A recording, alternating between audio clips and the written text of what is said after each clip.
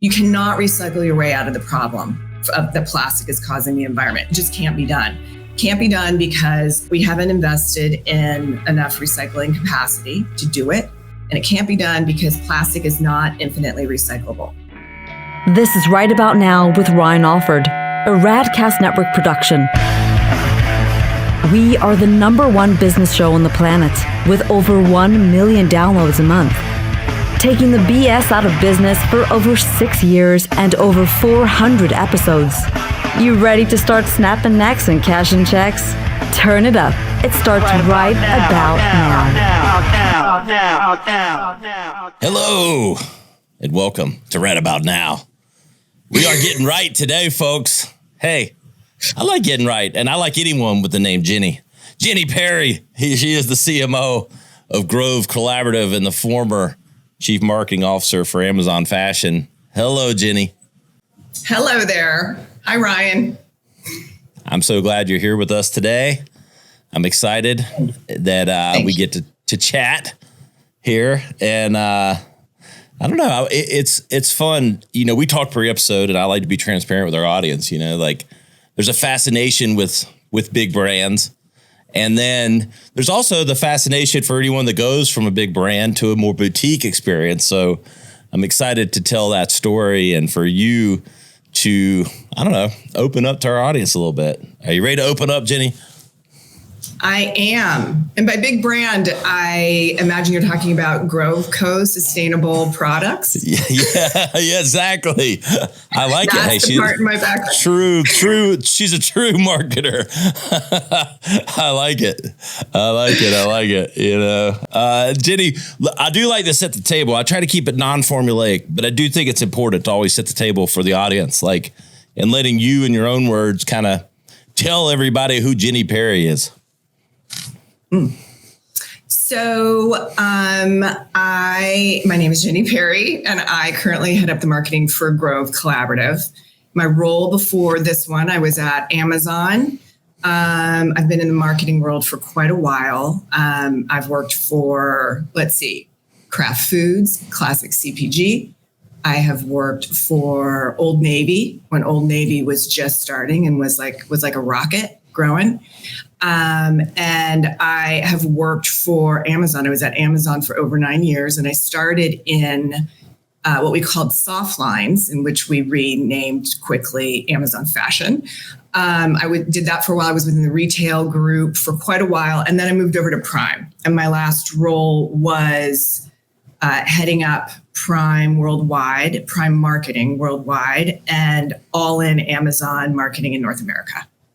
And then I moved to the current role, which is I'm CMO for Grove Collaborative. There you go. So, I mean, do you feel like, you know, when I talk to marketers that have been in marketing, do you feel like you were like a natural born marketer? Like growing up, was Jennie, doing the lemonade stand and marketing it all over the street, or like, was it nature, nurture, or just the fucking career path you fell into? Such a good question. I think I was born in New Jersey. I think there was definitely a lemonade stand or two on my street, but I was really kind of analytical.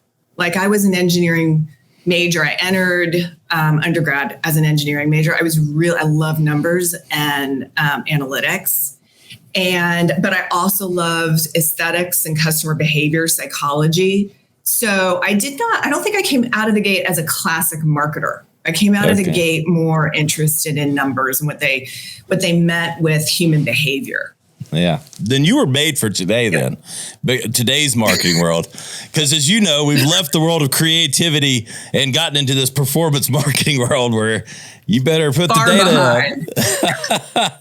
No creative. Not totally. I spend a lot of time like eking in some brand into the work we do. We have a healthy respect for brand and a high quality creative bar. But good. I hear you. You can't make a sale till somebody's aware of you. That's true. It's always like tell people. They're like, sales. Well, they got to know who the hell you are. That's called brand. Right. Yep. And that awareness greases the wheels for the performance marketing, right? Exactly. So I digress there, but we'll call you so you were the marketing nerd. We'll say, you were the analytics and all that. Like, and I sense an analytical side to you. I do feel like I sense that to you. So it's a definite smarts about you and reading about you and learning more about you. So I think it's probably why you've had the longevity that you did at a place like Amazon. Is just smart as hell, Jennie, aren't you? I don't know. that varies depending on who you ask and what time of day it is, I think. Well, how was it? How was you mentioned the rocket ship with another small company, owned by Gap, I think. Isn't that right? Right. Mm-hmm. How was the old Navy train? Oh my God, it was so fun. It was so great. I worked for Kraft Foods. So like classic CPG, hub of the wheel, brand manager, all that stuff. And went to Old Navy because I was at Kraft for 5 years. I got my degree in CPG. But I learned pretty early in my career that I like to build. Like I love to be in an area that has a lot of upside and white space. And, Kraft Foods was great, but there's not a whole lot of risk taking happening in those environments. So I moved over to Old Navy, and that was just fun. It was really fun. Totally different business model. Wasn't based in the mall, based in strip centers, brick and mortar based, of course. I actually launched the Old Navy website, the commerce website, which was great. And that was really where I could combine like high creativity with strategy and some performance. How, I think it's hard to describe. I've worked in Manhattan for 6 years and came up through the big agency environment and did all that. And it's I think it's hard. And you were on the client side. And so it's client and agency side. That's how it was in New York. Who are you, client side or you agency side? And so, but still, whether it was, working with brands like that. And just when you say that out loud, I don't think we do it enough justice. Okay. You launched oldnavy.com, e-commerce. That's a big fucking deal. How many millions or billions of dollars are transacted through that platform?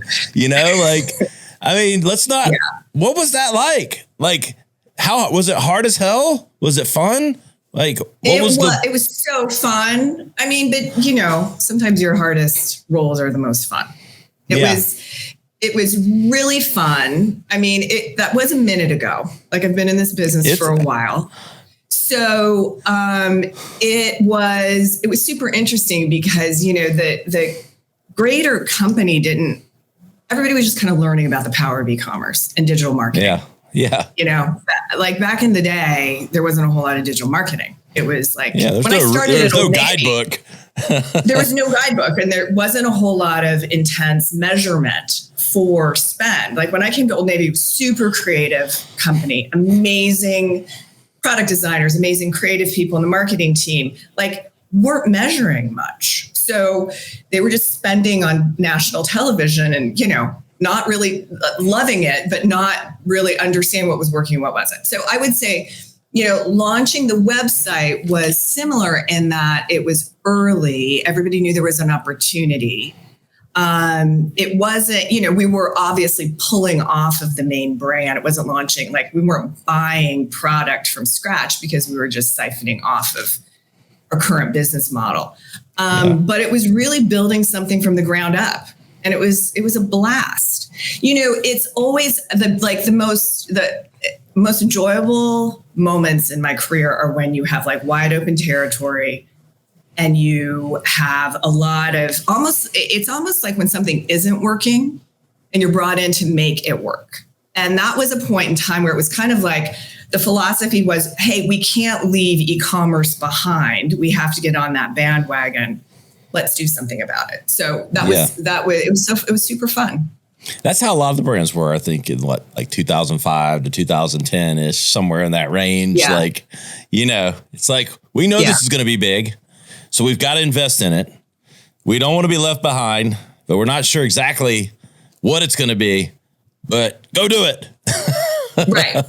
And usually you've got, your senior leaders are kind of filtering down, like, go do this, go do that. But yeah, they're like, we have to go, you have a little bit more freedom to go make things happen when you don't have a lot of high level direction. Was it messier or cleaner than people would expect? Like that whole process? Like, oh, totally. Everything's messier. Yeah. The sausage making is messy. Yes, it is. That's one of my sayings. Do you really want to know how a sausage gets made? So Jennie, talk to me, 9 years at Amazon. You had a lot of different roles, so I'm sure we could talk an hour about that, but what was that like? Sure. I was there for 9 years, so I really enjoyed being at Amazon. There's a lot of discussion about Amazon. I haven't been there for a little bit, so I don't know exactly what it's like now, but when I was there, it's a huge company, feels very entrepreneurial. If you're in certain roles there, I can't say every role feels that way, but where I was, it did. I came in and worked in the retail group, which is the group that sells things on Amazon.com. There are other groups, right? There's devices with Kindle, there's AWS, there's all this stuff. So I was in retail, and I was brought in because soft lines, clothing, the Amazon playbook was not working for that business. So the Amazon playbook was working for selling, lots of stuff on the Amazon platform, but not clothing, shoes, jewelry, watches, not fashion. So the retail team did not have marketers within the retail team at the time. They had divisional marketers. There was like a whole group that worked on Google. It was a big across everything, but there wasn't marketing embedded in the retail team. So I came in because a new leader had started in soft lines. The idea was, what do we do to crack this category? Because what we're doing now isn't working. And she believed that marketing was key. And so I was brought in to build that.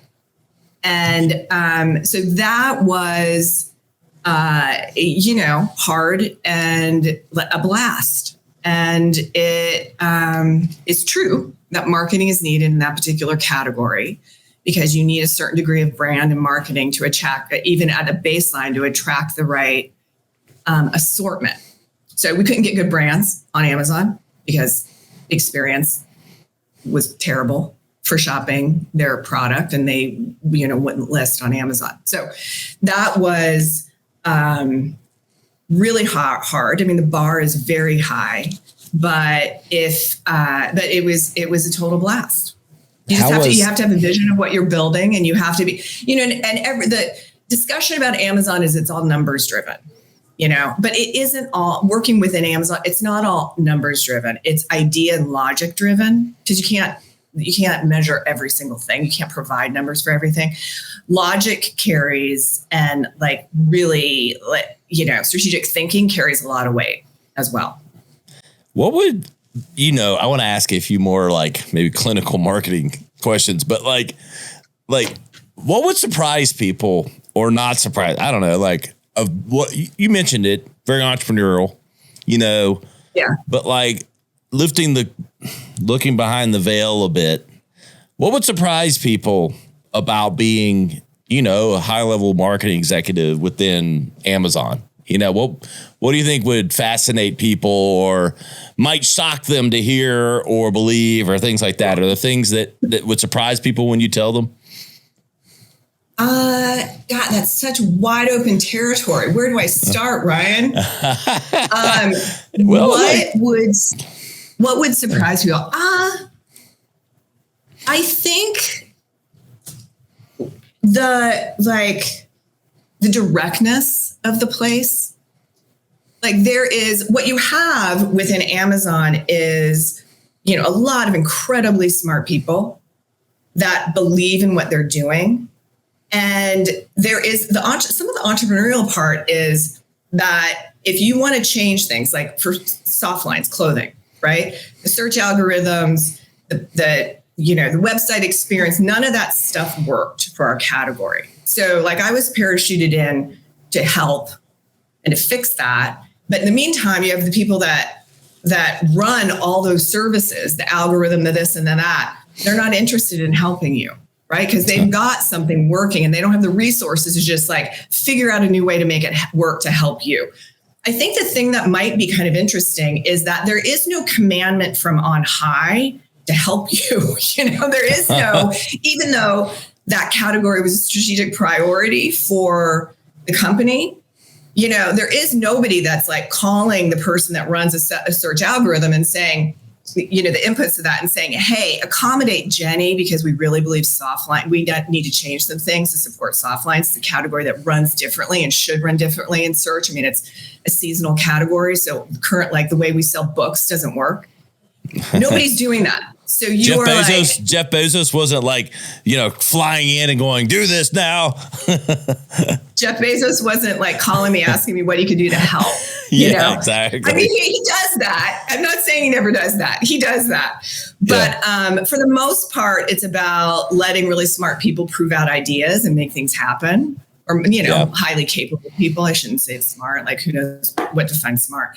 But that's part of it. And that's super like fun. It's also really exhausting and frustrating sometimes, but it's fun. And you know what? A lot of those categories are selling a lot of shit. So you must have done something right. Because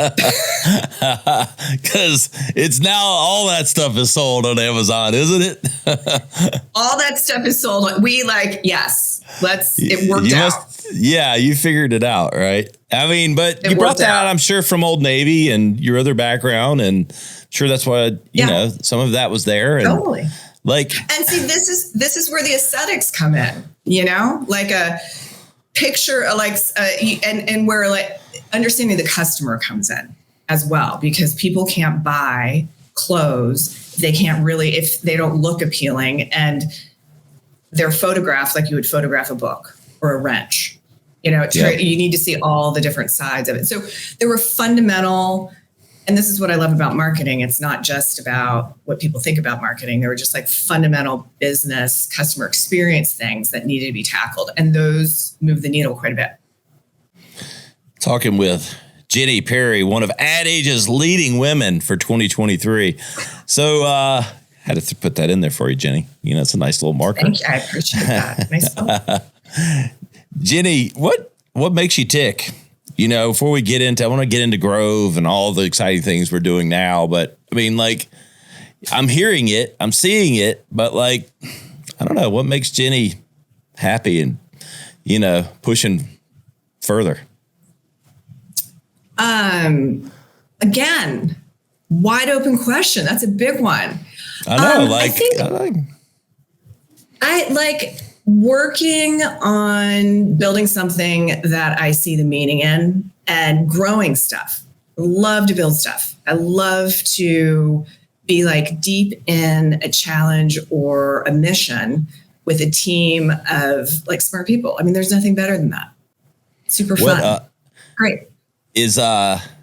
You consider yourself like a natural born leader or a natural born doer? Well, my organizational skills are not like real. I don't know. I'm a natural born, like, admirer of great ideas and supporting people to accomplish those. I mean, I guess, like, I don't do well when I don't think I'm a doer. How about that? I don't think I can be. Of course, we all have to be, right, at some points in time. But I am, this is what I usually, like, I move on in my career when I feel like I'm not able to kind of provide outsized benefit to the company or the mission or whatever it is I'm working on. Like that's what happened at Amazon. It just got so big. In my last role, I was working on Prime, which is huge. and like, interesting job. And it was so like, I ran Prime Day, which is like a whole thing, as you can imagine. Yes. But I just didn't feel like I was that critical, frankly. Tons of smart people there, really huge program. And I felt motivated to move on to Grove Collaborative. And I'm glad you brought that up, because that's like what I would think, like being at Amazon or being at a company of that size is like, and you lasted 9 years. So you're obviously doing some things right and getting fulfilled, obviously. But like, I would think you just run into that moment where you're like, if I move this pen, if I throw this pin at someone, is anyone going to notice? I don't know. It's like, I don't know. It just is so big. Yeah. But like, that's probably a common refrain, I would think. And maybe what a lot of people run into, where they just stop feeling like they're contributing or something. Yeah, it's big. And it is. There are so many really talented people there. And I was just ready for a new challenge, I just like to work a little bit further upstream. Yep. I mean, at the end of the day, like Prime, I mean, are you selling product or selling a membership? Or yes? You brought that one back up. So before I transition to Grove, I gotta just want to ask, it was a behemoth and a strange product from where it started to where it seems to be today. Yeah. Yeah. Well, I mean, Amazon is, and I think the leadership, when I was there, and I think this still holds true, is, it basically runs on a couple of simple principles, which are, if you build value for customers, and then things are going to work out. What is valuable for customers? And Bezos started with what are like undeniable truths: great pet prices, convenience, and a lot of selection. And so the whole retail team group was founded on that, and just optimizing that, just every day optimizing that. So when Prime came along, Prime is so successful because it truly provides great value, provides unbelievable value for people. I mean, it started as free shipping, but then as Amazon grew, they started to take advantage of the different ecosystems, music and video, and created all of those benefits within Prime. So it's like, it's a loyalty program in a lot of ways, obviously, but the key to its success is it's got like tons of value. Yep. You're right. And I think the only thing that drove me crazy is like, it was sold on this premise of free 2-day shipping. And then the last 2 years, like, you bought Prime for free 2-day shipping. In the last few years, it hasn't always been 2 days. So it's like, you can keep your videos and your music and all that. I want my damn 2-day free shipping. That convenience wasn't so convenient. I'm like, how do you sell a product on one premise and then change it to another? But anyway, you're Amazon. Yeah. We can do whatever you want. So I digress. Yeah. I didn't do that. That was not on my watch, Ryan. I know you didn't. But we were unfulfilled. We were ready to make a move. And now we're working with transforming consumer products with Grove Collaborative. Let's talk about it. What's happening with Grove?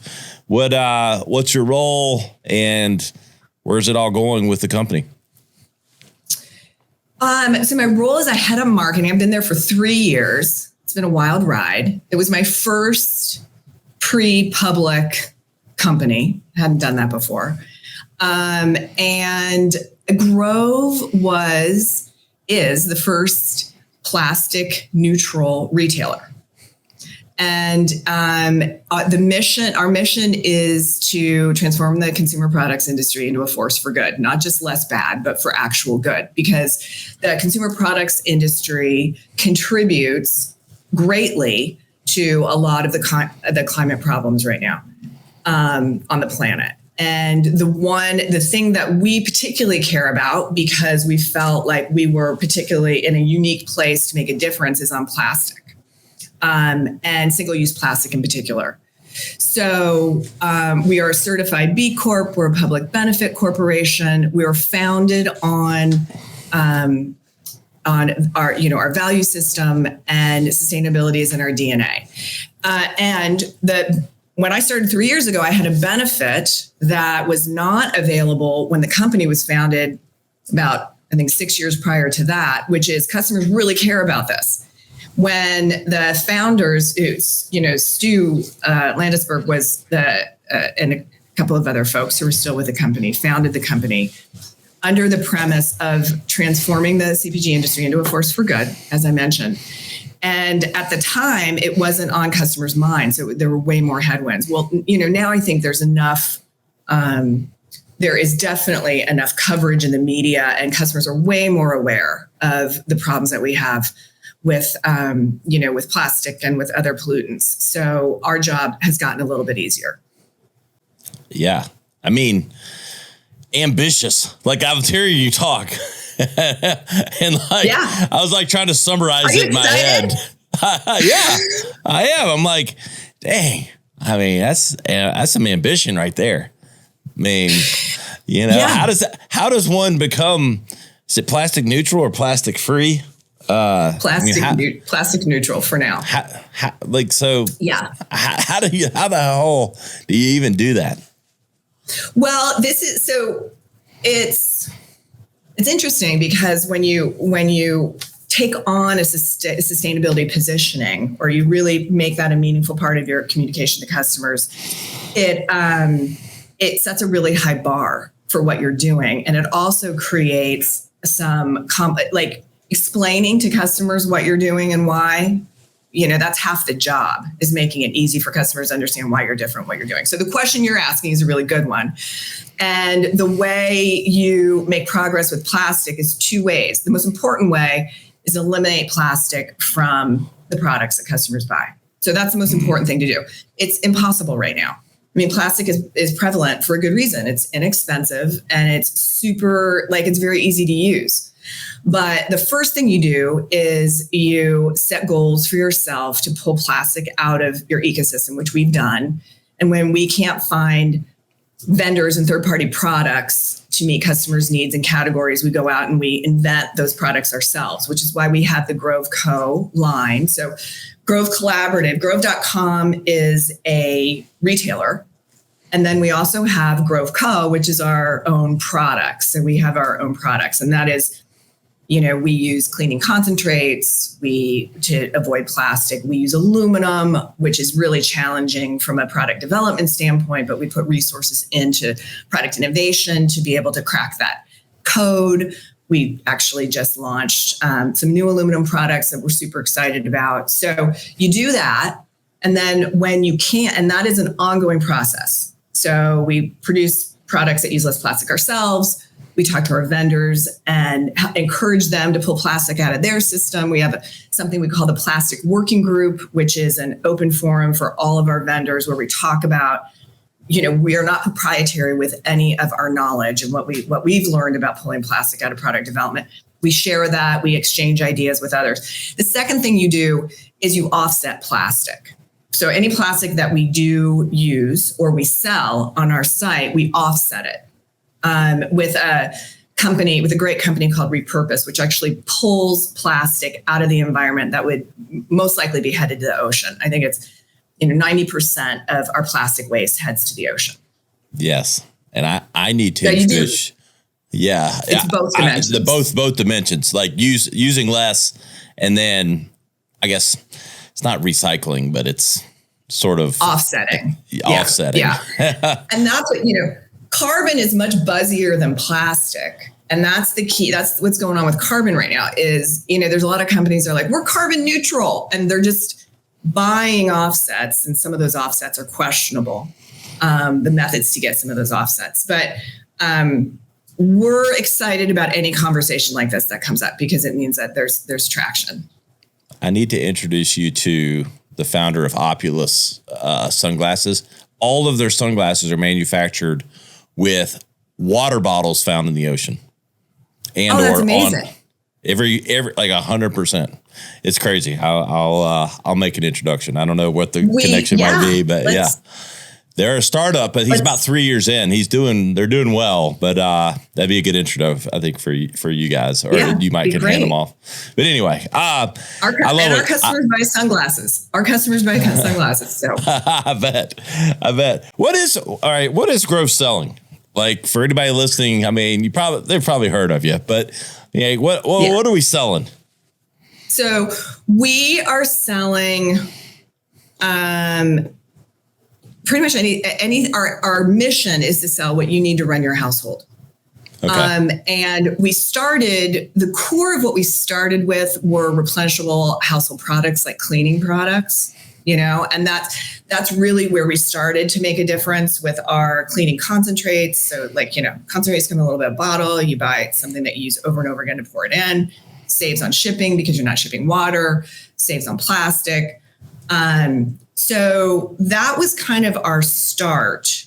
And then, with a bunch of third-party products that had big sustainability goals as well. So that was our start. We now have great selection in personal care, in vitamins, and health and wellness products. We even sell pet care products, and we're pretty new relatively. So there are some categories that our assortment is like locked and loaded, ready to go. We feel really good about it. And there are some that we're building over time. We put a stake in the ground about 1.5 years ago on health and wellness products. We've paid a lot of attention to building up our selection and also improving our customer experience for those products, because customers need a different experience and require different information when they're buying those products. And we have really gotten traction in the health and wellness space as well, because we provide customers with a curated, vetted set of products. So our standard for quality for ingredients is really high, and we have ingredient standards that are sky high. We also have our sustainability mission too. So we aim to just be the best place to buy products across a number of categories for your household. I don't think there's any category that we would take off the table eventually. It's just a matter of, growing into it. And I imagine, at all times, and I mean, you've said this, but just to be clear with our audience, there's the umbrella of the sustainability message kind of at all times, right? I mean, that's correct.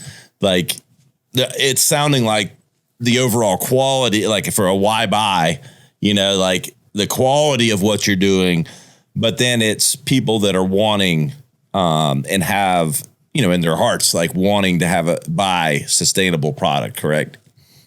Right. And, more and more people want to do that, but there's a spectrum of where they are in their journey to do it. And I think it's, traditionally, I'm trying to think if I'm getting too off topic here. I'm not sure, but I'm going to do it anyway. Go for it. Here we go. Traditionally, the industry has really put it in customers' hands to solve the problem of plastic waste in general, right? It's like recycle more. We've got a great system. We're going to use really cheap materials to produce stuff for you. You'll pay a premium. It's up to you to recycle, so you can feel good about it. It's a broken model. You cannot recycle your way out of the problem of the plastic is causing the environment. It just can't be done. Can't be done because we haven't invested in enough recycling capacity to do it.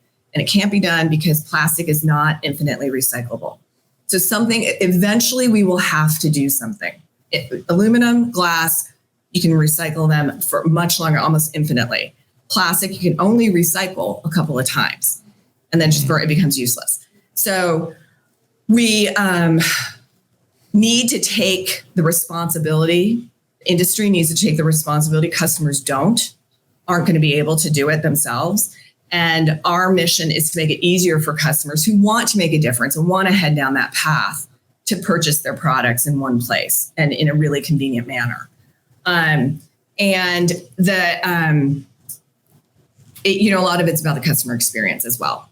and continually working on that customer experience to make it easy for customers to find the products they're interested in and the most efficacious products as well.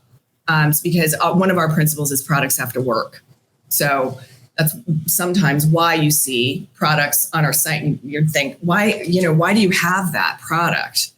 And that's because customers are demanding the product and it works really well. And we haven't found an option that comes in without plastic yet. Yeah. Well, and if you're listening, you're like, well, it better work. But like, if you're health and wellness, there's a lot of damn products that don't work. So curating stuff that works is important. That's true. And that's one of the reasons why we decided to dig into that particular category, because we heard a lot of frustration from our customers about ingredient quality, navigating through, there's so many supplements out there. And the FDA does not regulate ingredients in vitamins. So it's really complicated for a customer to traverse that terrain. And, we vet all of those products. And we actually have a health and wellness advisory board that helps make sure that we're looking at all the different products and supplements in a way that makes sense. Yeah. I admire what you're doing. I hate that, a lot of the sustainable stuff has gotten political. It shouldn't be political. It's like we're trying to keep bottles out of the fucking ocean. Like, okay, if you got a problem with that, then you need to get your head checked.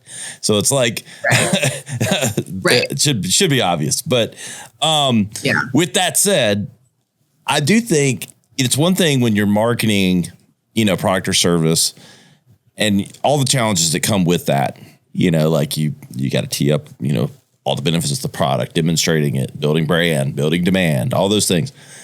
Yeah. I don't think people quite can grasp, though, when you do have the halo of what you guys do with sustainability and the promise that you have to deliver.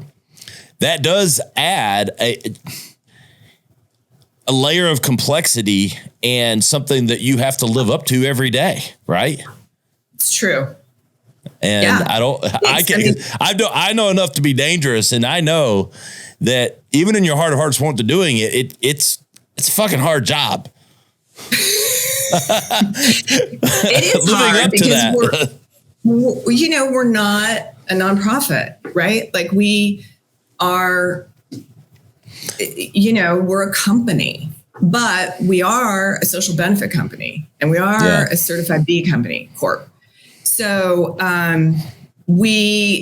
sustainability is our point of differentiation, so it definitely is, it provides complexity, but it's also our point of difference and it's what customers want. So that is, frankly, to our advantage.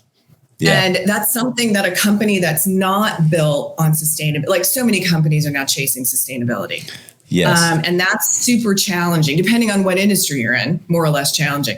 Really hard if you're in our industry and you haven't started with that as part of your DNA, because you're playing catch up and you're trying to revise all of, how you make decisions and how do you make money and all that stuff. So it's, we've been doing it since we started, but it is a high bar with customers. It is a high bar. And we listen to our customers a lot. We have a Facebook group we have a VIP program, and one of the benefits is you're invited into this, Facebook group. And we hear from them all the time what their expectations are, and they're high. And we get questions about, what we're doing, and it's really invaluable. But it's a high bar. What are the things that, I don't know, it sounds so dramatic to say keep you up at night. But at this stage though, like in your career and what you're doing with that, what makes for a stressful moment for Jennie within, the layers of what you do? I think,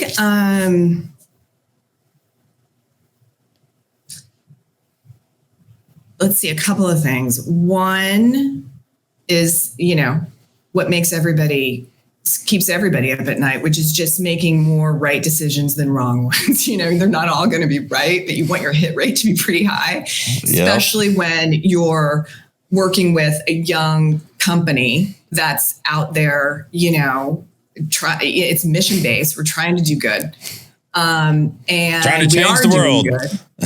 We are, and we've had a lot of influence. It's a little David and Goliath. We've had a lot of influence in the industry. So, I think, keeping the hit rate high because that's where the team is spending time.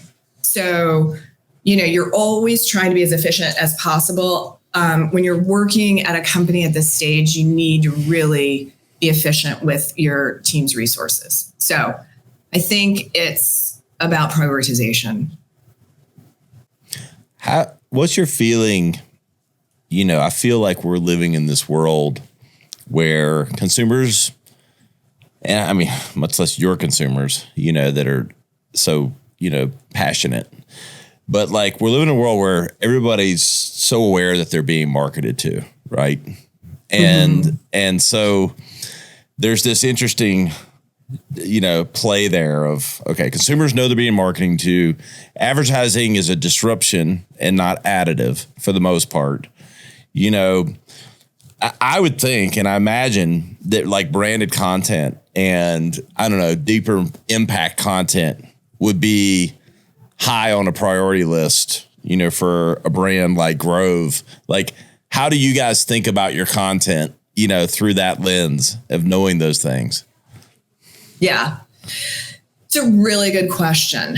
And it's something we're always testing and working on. Because we want, of course, in your heart, you want branded content. But you also want customers to come to your website, right? Because you can't execute your mission if everybody just feels good about you, but they just feel good without buying. But they're not buying. They never visit. So it's really interesting. Like we have found ways to make branded content sing with customers.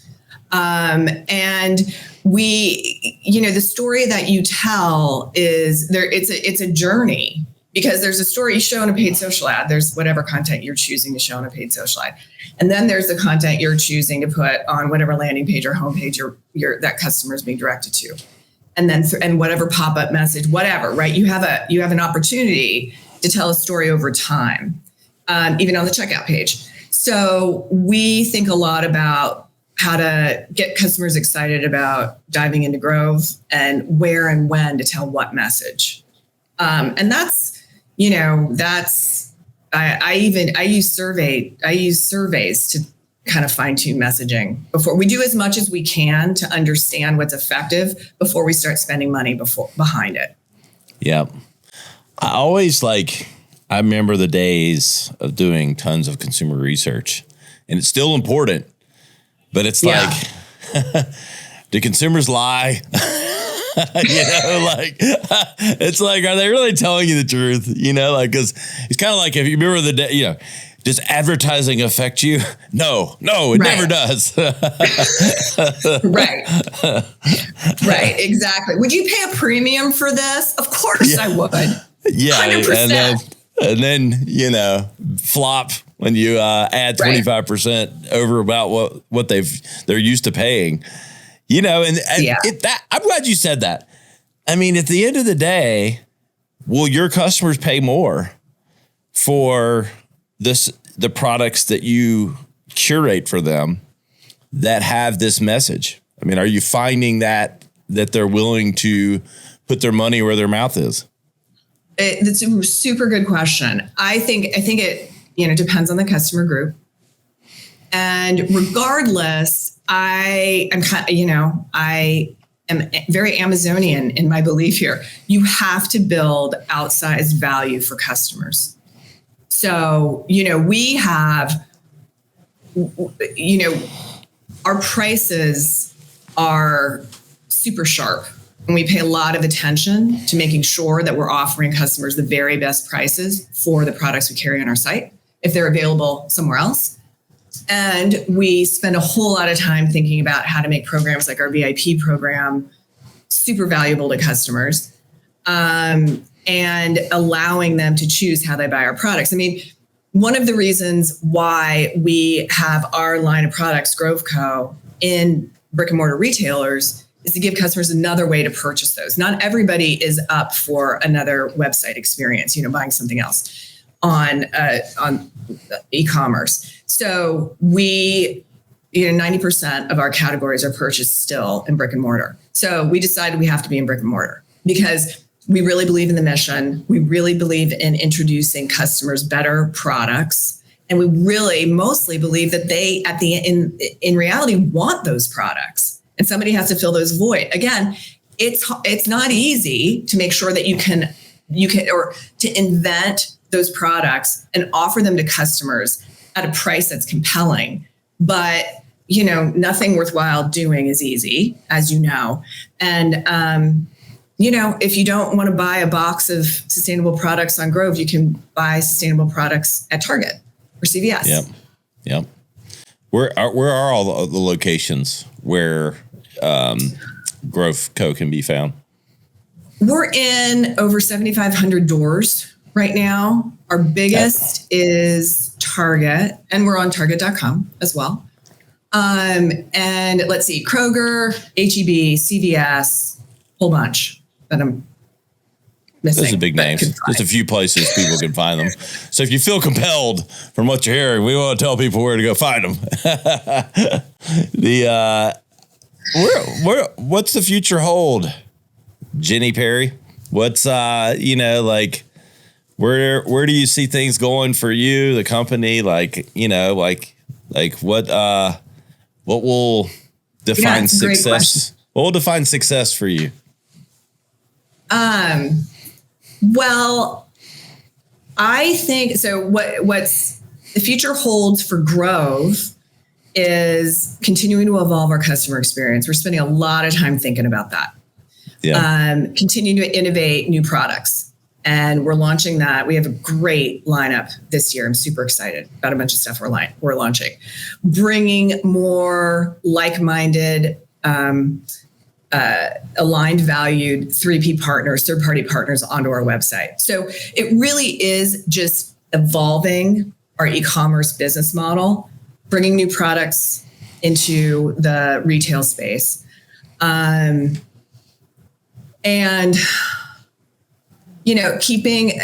making sustainability more interactive for customers. We're thinking about some really interesting ways on our site because that's something we can uniquely do to help customers understand that the decisions they're making, the impact of the decisions they're making. I think, that's all. Just that. Just that. Just continuing to save the world. Save the world. And then, getting our message out. Yeah. Oh, that's what we're doing here, baby.